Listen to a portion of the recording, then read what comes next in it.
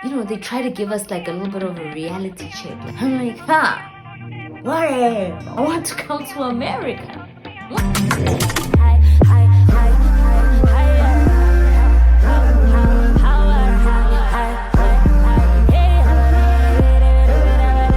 Hi everyone, my name is Khuluma Velani and welcome to my channel. Thank you so much for joining me.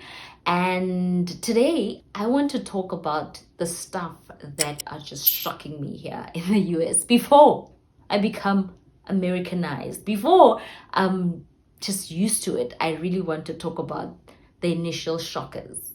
And on this channel, we talk about as dreamers, entrepreneurs, and people searching for purpose, how to enjoy our journeys. And so I'll be sharing a lot about my journey here, moving from South Africa to Boston, and the things that I'm learning and how I'm enjoying, and my family is enjoying this journey and this part of our journey. Shocker number one: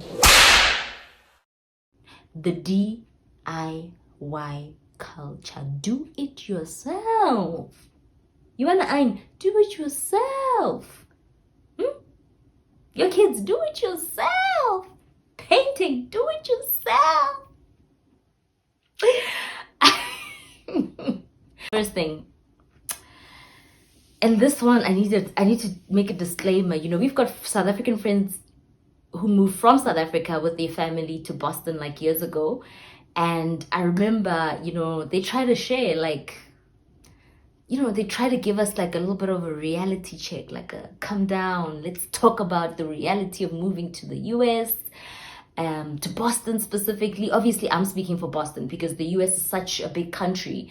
Boston experience and the Texas experience and the Florida experience, it's just all different. And they're like, listen, I need you to know that things are different. Like if you are middle income in Boston and middle income in South Africa, your life experiences are different. I'm like, whatever. I want to come to America. I'm joking. It's not that we didn't ignore, what they were saying, but they tried to warn us, eh? Let me get into it. The DIY culture. I think my initial shock is just around the DIY culture in general, but my goodness, in the household. I mean, hats off to all the American parents raising your kids without extra help.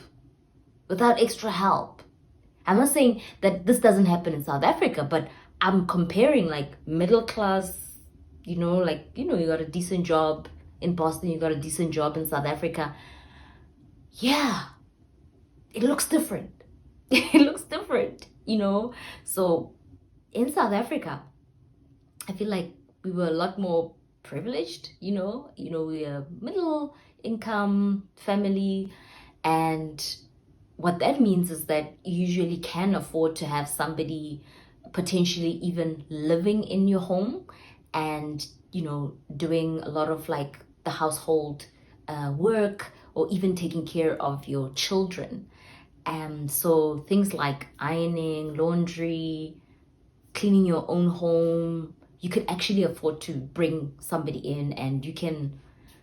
Now I'm just like, what was I doing? you can chill, I guess. But I didn't feel chilled. Everything is so relative. I remember being back home and feeling like I just don't have time. That time I had this amazing lady. Oh, I miss her so much. And she was holding everything down in my home, and yeah, I still felt like I didn't have time. Now I'm this side. And generally, American families don't have anyone living in like a stay home, live in rather, help. They're working and then they pick up kids and then they drop them off, they go back to like, wow. This is a lot. So I'm constantly just clapping hands like, what? Big ups to all the parents, they are holding it down. People are not stressed and strained and stretched. They are. but they have accepted that this is how things are, and I feel like there's a lot of efficiencies that happen.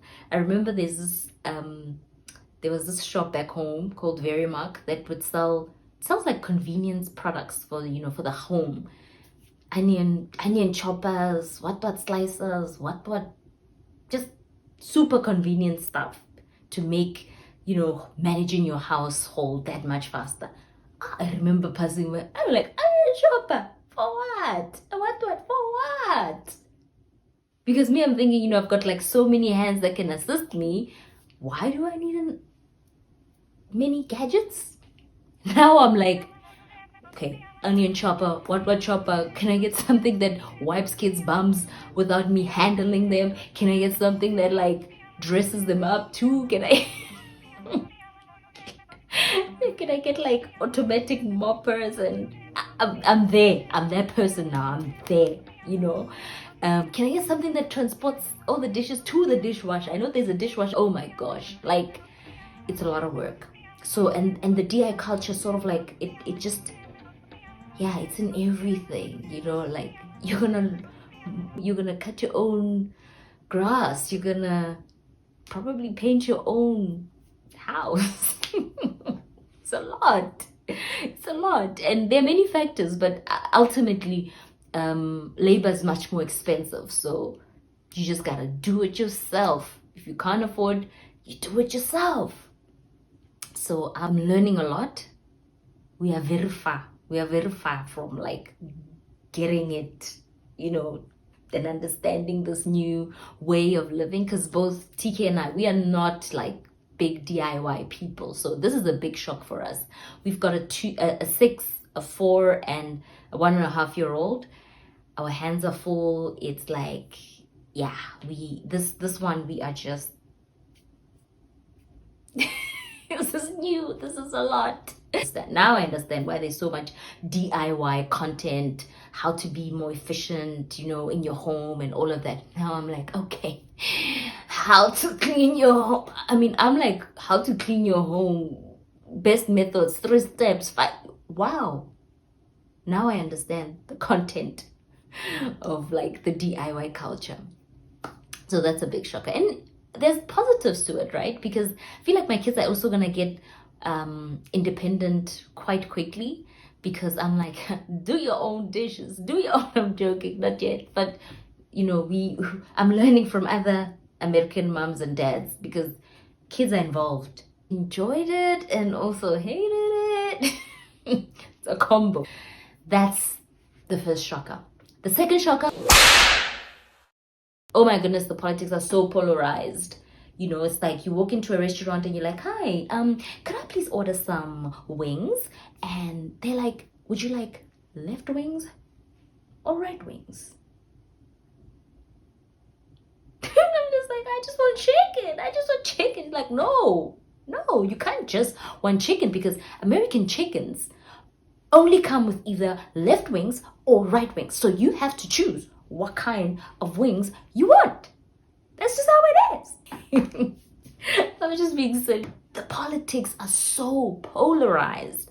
It wasn't more than like less than 2 months when I was here, and I was in conversations, and I was like, okay, are you right wing or are you left wing? What?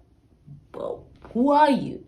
There is a lot of like identity attachment to your political perspectives. But also them being so polarized means if there's a perspective from the other side that you agree with, you can't really agree with it, because you are first right wing or left wing. You know what I mean? Democrat or liberal. So you can't be agreeing with them on anything. And this is very dangerous, obviously, because it means as people we shut off our minds and go into loyalty mode versus thinking mode. So how do we sharpen each other? The beauty of us being on different sides is that we can actually sharpen and refine our ideas and hopefully come up with better systems. So that's something that yeah, it's alarming. And I'm not saying it's perfect in South Africa, but in South Africa you can be DA, ANC, and EFF, and be friends. You can still be friends, but there'll be like heavy debates. But it doesn't mean we cannot be in the same room and accommodate healthy debates. So that's something for me that I'm just conscious of, that wow, the politics here are super polarized. And yeah, those are like the initial shockers. I mean, both of these points, they just keep manifesting in different ways, and I'm just constantly like, what? But I thought, let me capture this before I become Americanized, and I hope it's in a positive way, of course, because there's always like two sides of everything, and we are enjoying it so far. We are becoming super DIY people. Super? No, not yet. Not yet. Not yet, but you know, we are enjoying the change. It's a lot. It's a lot of changes, a lot of challenges, but excitement is the overall atmosphere. So that's a good thing. So we'll catch you in the next video. I'll be sharing more about how we can enjoy our journeys. I'll be sharing a little bit more about my American journey. So don't forget to like, to subscribe, to share, and see you in the next video. Cheers.